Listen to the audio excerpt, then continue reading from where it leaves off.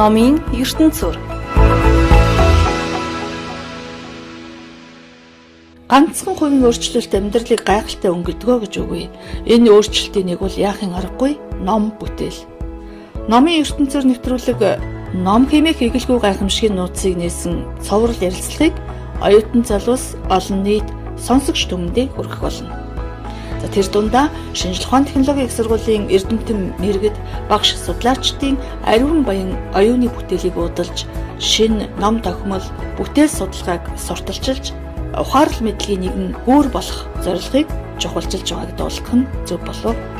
Ном бол ширээнийхээ араас дэлхийн ертөнцид аялах гайхамшиг. Нягтлж цэгний чадваас мэдээллийг мэдлэг болгож хувиргах ид шид. Оюун сэтгэлгээг цагийн сэрүүлэг шиг сэрэх тасаршгүй дуудлага амьдралыг таних ухаарах өв сургаал юм. Тиймдээ ч номыг анд нөхрөө болгосон хэм боловч энэ амьдралын эгэлгүй баян хүнд тооцогдохын хүчир шалтгаан тэр байдаг. Ингээд нэвтрүүлгийн эхний дугаарыг хүлээн авна уу?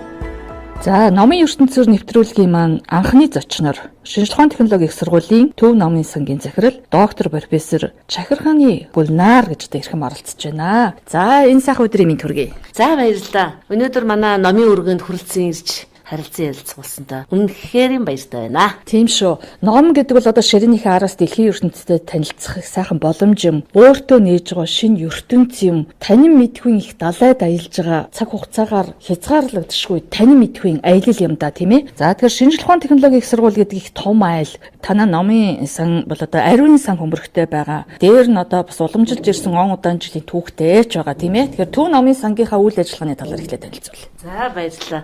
Ер нь сургалтын газар тэр дотроо дээд боловсролын салбар гэдэг маань сургалтын орчин яхаарахгүй номын сан байдаг. Тэгэхээр шинжлэх ухааны технологийн их сургуулийн номын сангийн маань энэ хөгжлийн түүх гэж хэлж болно. Сургалтаа зэрэгцэн хамт одоо сургалтын орчин болж явснаас гадна шинэ энэ номын сангийн байранд та бүхэн орж ирсэн байгаа. Өмнө нь бол бид нэр төв байранд байрлаж одоогоос 11 жилийн өмнө байсан бол шинэ тусдаа 7 давхар бие дасан номын сантаа болоод сургуулийнхаа 50 жилийн ойгоор энэ шинэ номын сан нэгдэжсэн. Сая бол 60 жилийн тэмдэглэсэн гэхээр одоо 10 жил гаруй болсон байж шүү дээ, тийм ээ. Тэгэхээр шинэ байранд номын сан тэгээд хүмүүс хэлдэг юм л да. Энэ номын сан чи тэр чигээрээ номын сан юм уу гэж хэлдэг. Тэгэхээр тийм ээ. 7 давхар тэр чигээрээ номын сан. Зарим биш. Тий. Номын сан дотроо англи хэлтэй. Оюутан сурагчдын номын уншлагын тэнхэн байна. Тэрийгээ дагаад гэрээр ном олгох ариун фонттой, эрдэм шинжилгээ сургалтын уншлагын тэнхэн фонттой. За, тэгээд дараа нь мэдээж тэрийгээ дагаад ном ариутгах, ном сэргээн засварлах жижигхэн одоо үйлчилгээ байна. За, оюутнуудын чөлөөтэй бие дааж суралцах боломжийг нээсэн бие даалтын өрөө байна. За, цаашлаад гадаад хэлний тусгай сургалттай тэнхмүүд байна номын сан дотор. За, манайх бол сүүлийн 5 жил Хятадын томоохон хэвлэлийн газруудтай, Оросын холбооны улсын хэвлэлийн газруудтай хамтран ажиллаж байна. Эдгээрийн маань тогтчулсан, төслөөр тогтчулсан өөрийнх нь булан номын уншлагын тэнхмүүд гэдэг. Ингээд ярил 12 үйлчилгээгээ дагсан Төв номын сан байна. Шинжлэх ухааны технологийн их сургуулиар овогдсон 62 номын сан мэдээллийн ажилтнууд ажилладаг. Тэндээс төвдөө бол нэг 42 хүн ажиллаж байна. Тэгээд орж ирэхэд бас анзаарсан бах манайх ногоон орчин бүрдүүлсэн. Номын хажуугаар оюутнуудад ном өгдөг авдаг орчноос гадна оюутнуудыг соёлжуулах, харьцааны соёл сургах. Тэгээд цаашдаа номд дуртай болгох талаас бид нэлээд одоо ажиллаж байна гэж хэлж болно. Тэгээд оюутнууд бол бидний хоёр дахь гэр номын сан гэж их багтан хэлдэг бид нарыг таатай гэдэг. Тэгээ ер нь багийн хамт олонны ажилталтаа номын сан гэдэг бол тэгээд номын санд бол 99% нь эмэгтэйчүүд ажиллаж байна. 99% нь тэгээд дандаа одоо эмэгтэйчүүдийн баг ажилдаг 23-аас нэг 55 насны хооронд эмэгтэйчүүд ажиллаж байна гэж хэлж болно. Тий.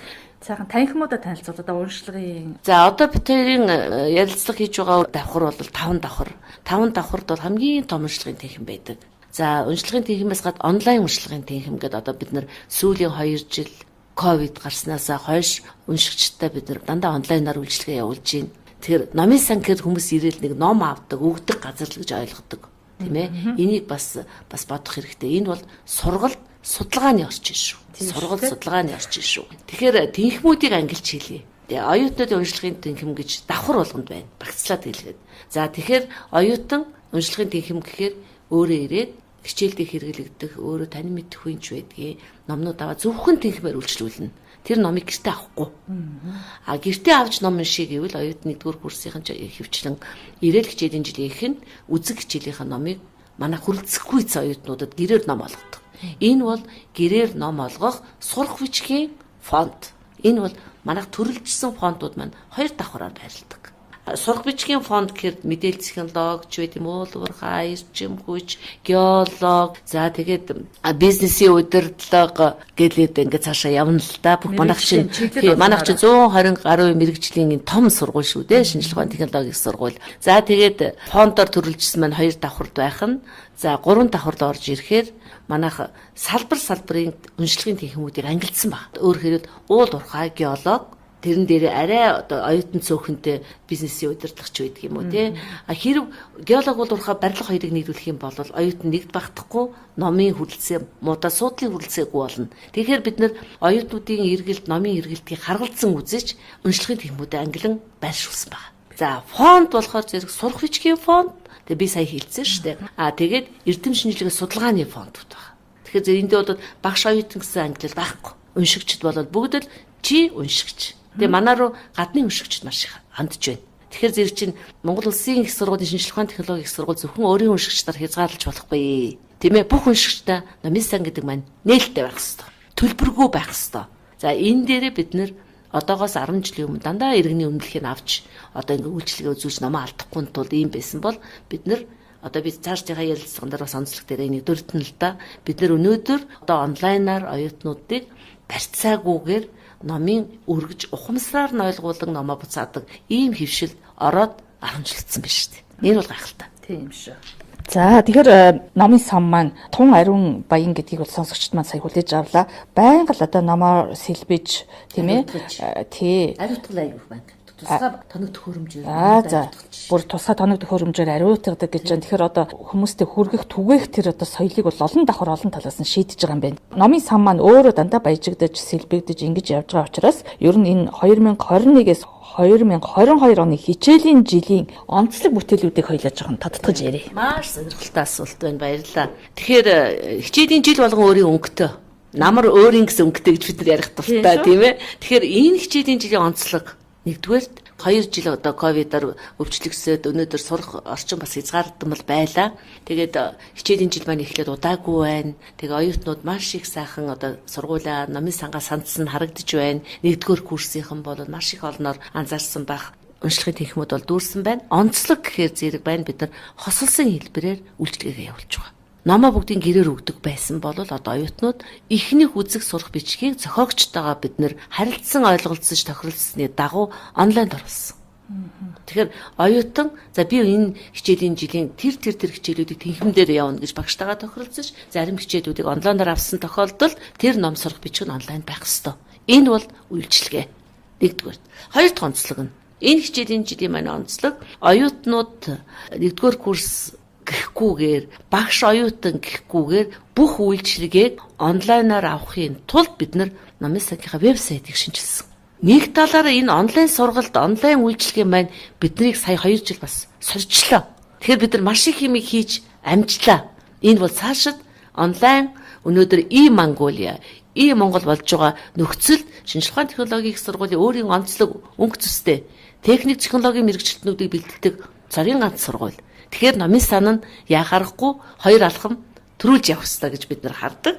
Тэгээд энэ хичээлийн жилд болоод бид нар бэлтгэлээ маш сайн хангасан, 100 өнгөрсөн хавар эх хичээлийн жилийн бэлтгэлийг хангаж өнөөдөр бид нар уншигчдыгаа хүлээж авч байна. Дахин хэлье, онцлог маань онлайн тэнхимийн хосолсон сургалт үйлчилгээ. Номын ертөнцөөр нэвтрүүлгийнхээ энэ дугаартад шинжилгээ ухааны технологийн их сургуулийн төв номын сангийн захирал доктор профессор Чакирханы Гулнар гэж одоо эрхэмтэй ярилцсан байгаа. За тэгэхээр бас нэг сонирхолтой асуулт байна. Ер нь альч сургуулиуд гэлтгүй ер нь яам тамгийн газрууд тийм ээ байгууллагууд бүгд өөрийн гэх одоо номын сантай байна. Энэ бол түгээмэл одоо хэвшмэл соёл болж гэвч шинжилгээ технологийн их сургууль энэ бусад номын сангуудаас юугаараа ялгагдах онцлогтой бол. За ялгагдах онцлог хит байна шүү. Тэ ер нь бол та сая бас хэллээ. Ер нь байгууллага сургалтын заавал орчин гэхгүйгээр заавал сургалтын газар номын сан байдаг гэж ойлгодог байсан бол одоо байгууллага болгон өөрийн номын хөөрхөн болонтой болсон байна. Айд гэр бүлгэн номын болонтой болсон байна тийм ээ. Тэгэхээр шинжилгээ технологийн их сургуулийн номын сангийн онцлог нэгдүгээрт одоо сүүлийн 5 жил номын сан маань менежментийн хувьд бий таасан.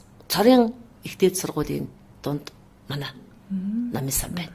За менежментийн хувьд бий даана гэхээр өөрөөр хэлбэл менежментийн хувьд хараат бус гэсэн үг шүү дээ. Дээрээс одоо GT-г ингээд одоо ингээд санхүүгийн хувьд ч бол одоо бид нэр хичнээн ном авах уу, одоо сургалтын хөтөлбөрөдөө уялдуулаад, за хичнээн сандал ширээ авах уу тэрийг дагаад тийм ээ. Номын сангийн ажилчдыг чадваржуулах, эрдэмжрүүлэх, гол мэдээллийг өгж байгаа улсууд ч номын санч шүү дээ. Тэднийг сургах энэ бүх юмн дээр бид нар одоо удирдлагуудад бид нар чиглүүлэх боловч менежментийн хувьд бид нар өөрснөө энийг шийдэх боломжийг нэгдүгürt нээснээр онцлог. Хоёрдугаарт номын сангийн онцлог болвол өнөөдөр бид нар бүх бүтээлүүд маань онлайнд орсон. Эрдэмтдийн бүтээлийг. Өнөөдөр гадаадд сурч байгаа манай Монгол эрдэмтэд судлаачид бол харьцуулсан судалгаа хийдгийн тулд яаж шүтээсийн профессор багш нарын бүтээлийг бид нар онлайнаар харах боломжийг нээж чадсан.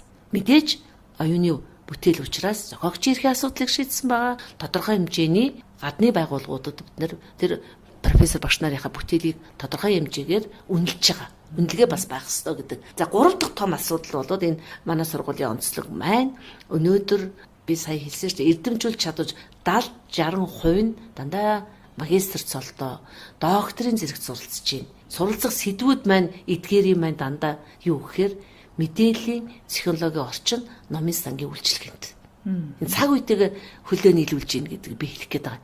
3 дахь манай номын сан сүүлийн одоо 5 жил дэлхийн номын өдөр одоо номын соёл ертөнц гэдэг энэ одоо үйлчилгээнүүдийг зөвхөн дотроо биш гадны байгууллагуудтайгаа төрийн бас байгууллагуудтай хувийн хвшлийн байгууллагууд хамтарч гүйцэтгэж ирсэн.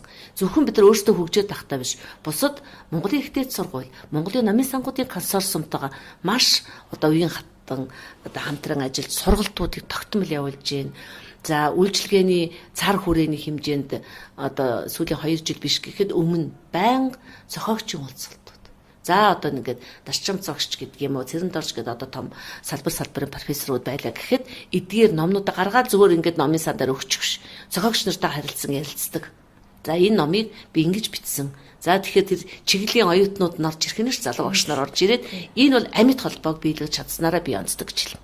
Та бол одоо энэ нэр хүндтэй сургуулийн томоохон номын санг одоо үнэхээр одоо цараатай болгох, тэрийг одоо яаж хүртээмжтэй хэрэглүүлэх үү? Давхар одоо олон соёлыг энэ оюутан залуучуудад яаж түгээх үү гэдэг дээр оюун ухаанаа, чадвараа, дээр нь одоо сэтгэлээ гаргаж тийм ээ хандлагаа ингээд дэвсэж ажиллаж байгаа хүний хувьд өнөөдөр номгүйгээр тэр одоо үгийн баялаг нэмэгдэх, эрдмийн далайд аялах, бүтээлч ажиллагаанд суралцах, судалгаа эрдэм шинжилгээний нөр их төгсөлтэй хөдөлмөр дээр ажиллах гэдэг ерөөсөө энэ номгүйгээр энэ амьдралыг төсөөлөхөд бэрх болж тийм ээ. Тэгэхээр та энэ ном уншихын гайхамшигыг яг энэ ертөнцид өөрөө өдөр болгон ирж цонхоо нээж номоо харж одоо сэтгэл баясаж тэрийг хүмүүст хүн ардад оюутан залуусаа түгээхийн төлөө энэ сайхан ариун үлсийг удирдах хийж байгаа хүний хувьд сайхан цэнтэй, жинтэй сайхан үг хэлнэ гэж бодож байна. Таны тэр гоё сэтгэлийг хуваалцъя. За баярлалаа. Тэгэхээр би өөрөө багш хүн. Би шинжилгээ технологийн сургуульд 40 дэх жилдээ ажиллаж байна. 23 настайдаа сургуулаа төгсөөд л энэ байгууллагад ирээл өнөөдөр нэг л энэ байгууллагаараа тэгээ сүүлийн 13 жил номын сан гэдэг энэ салбар руу орсон. Маш сонирхолтой салбар. Саяны асуулттай би удаадан хэлэхэд номгүйгээр бид нар өнөөдөр юуг төсөөлшгүй. Тэгэхээр бид нар би номын сангийн ажлыг авал хамгийн түрүүнд уншигчтай, багш нартай, судлаачтай, оюутнуудтайгаа хамгийн гол нь яаж номд сонирхолтой одоо дурлаж унших уу. Тэгэхээр зарим тохиол зөвхөн гэрийн даалгавар хийхийн тулд диссертац бичхийн тулд ном эргүүлдэг байхыг би үгүйсэхгүй. Одоо хэдэн жилийн өмнөх юм бэ хэлэхэд. За өнөөдрийн өндөрлөгөөс харахад бол номын ертөнц агуу. 17-аас 19-ны хооронд бол анх удаа гэж хэлнэ. Их одоо номын баярын хууль батлагдаад анх удаа одоо 30 дахь жилдээ тэмдэглэж байгаа боловч баталгаажиж хуульчилсны анхны номын баяр маань боллоо. Энд бол бид нар шинжилгээ ухааны технологийн сургуулийн профессор багш нарын номын үзэсгэлэн худалдааг манай номын хамт олон зохион байгуулсан. Тэгэхэд одоо ажиглаж байхад хажууд байгаа нийтийн номын сан, номын худалдаанд зогсож номыг авах гэж зогсож байгаа залуучууд тийм ээ тунд үеих, ахмад үеих маань тэнд бол ерөөсөө цаг үл хамаарна номод дурлан байгаа гэдгийг харахад бол үнэхээр сайхан байсан. За тэгэхээр номгүйгээр байхын аргагүй гэж бид нар хэлж байна. Ямар нэгэн асуудал тэр өдөр номын баярын өдөр манай дээр Монголд анх удаа хүнсний хил шинжилгээний нэр томьёоны 25,000 үгийн Монголд анх удаа гэсэн шүү дээ. Энэ ерөөс өмнө байгаагүй тоол юм байна. Нээсэн. Манай хүнсний эрдэмтэн багш нарын багийг бүрдүүлсэн. За үйлдвэр технологийн сургуулийн захирал Туяа Цэцэг багийг ахлаад тэгээд инхма гэдэг одоо доктор хоёулаа санаачлан энэ номын нээлт болсон. Тэгээд тэрэн дээр би хэлэх гээд энэ л да. Ном ямар агуу юм бэ? Хүнсний бүх үг хэллэг. Одоо бид нар маргадаг шүү дээ. Нэг хэллэг дээр эрдэмтэд бол марган. Тэрийг тайлбарлаад өгсөн байна. Баталгаажуулаад өгсөн. Тэгэхээр зэрэг чинь хоол хүртэл үг болгон бид нар хоол идэхийн тулд энэ хоолны ашиг тусыг тайлбарлахын тулд бид нар ном эргүүлж л байгаа байхгүй юу? Ном эргүүлж л байна. Тийм ээ. Тэгэхээр би дахин хэлэхэд номгүйгээр хүнс агаар ус гэхэд чинь л бид нар ном эргүүлнэ. Тэрний бүх хортой хоргүй агуулга багтаамж хэмжээ хаана тунгалаг бас бохор гэдэг ингээд бүх юм гаргаад өгчдөг маань энэ бол номын багш. Тийш. Тэгээ номын багш. Гэхдээ сүүлийн үед би нэг юм шүмжэлтэй ханддаг энийг хэлмээр байна. Ягаад гэвэл хүн болгон ном бичдэг болсон боловч тэрийг сэнцүүртэй байх ёстой. Салбар энэ дээр хянах ёстой. Дурсамж номнууд маш их болдог болсон байна. Дурсамж номнууд энэ бол гайхалтай. Хувь хүн, гэр бүл, аав ээж, нутаг ус хамт олон салбар гэл ингээд их л сайхан дурсамж номнууд маш их гардаг болсон байна.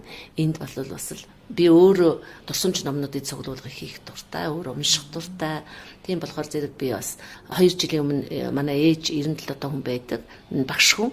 Одоо хүмүүсүүдийг дандаа байхгүй болсон дурсамж ном бичих юм аа. Байхад минь надад нэг дурсамж ном бичиж өгөөч гэгээд би тэгээд дурсамж ном ээжийнхаа нэр дээр гаргаж одоо нийтийн хүртэл болгосон.